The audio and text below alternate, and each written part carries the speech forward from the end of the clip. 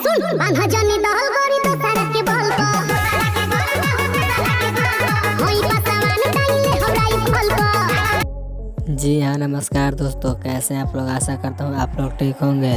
भोजपुरी गायक तूफान राजी का एक सॉन्ग पूरे भारत में बवाल मचा रहा है और यह सॉन्ग काफी तेजी से वायरल हो रहा है। बताएंगे आपको इस वीडियो में, लेकिन आप मेरे चैनल पर नए हैं और तूफान राजी को चाहने वाले फैंस हैं तो इस वीडियो को दिल से लाइक करके चैनल को सब्सक्राइब जरूर करें। और बिना समय लेते हुए इस वीडियो को स्टार्ट करते हैं। और आप लोग के बता दूं कि भोजपुरी गायक तूफान राजी का एक सॉन्ग आया था जिस सॉन्ग का टाइटल था पासवान जी के राज चली। यह सॉन्ग करीब 5 महीने पहले आया था। यह सॉन्ग को गाए हैं हमारे तूफान और शिवानी सिंह। यह ड्यूट सॉन्ग है जो काफी बवाल का सॉन्ग है। इस सॉन्ग को अब यूट्यूब पे देखेंगे तो करीब 2 मिलियन व्यूज क्रॉस कर चुका है। और आप लोग के बता दूं कि यह सॉन्ग को लिखे थे गीतकार सोनू संगम और म्यूजिक की बात किया जाए तो इस सॉन्ग में म्यूजिक दिए थे जेपी तिवारी, जो काफी बवाल का म्यूजिक देते रहते हैं। और यह सॉन्ग काफी पूरे भारत में यह सॉन्ग बवाल मचा रहा है। अगर आप लोग तूफान राजी को चाहते हैं तो इस वीडियो को ज्यादा से ज्यादा शेयर करें और मेरे चैनल पर नए हैं तो मेरे चैनल को भी सब्सक्राइब जरूर करें। तो कैसा लगा यह वीडियो आप लोग कमेंट करके जरूर बताएं। तो मिलते हैं नेक्स्ट वीडियो में, तब तक के लिए जय हो भोजपुरिया समाज।